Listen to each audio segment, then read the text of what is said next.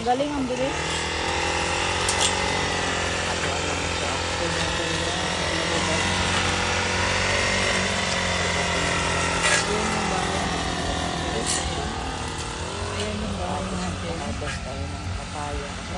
Mayroon tayong papaya. Ang dami tayong papaya. Malaki ng papaya. Sobrang laki. Kabuti pa yung papaya, palaban.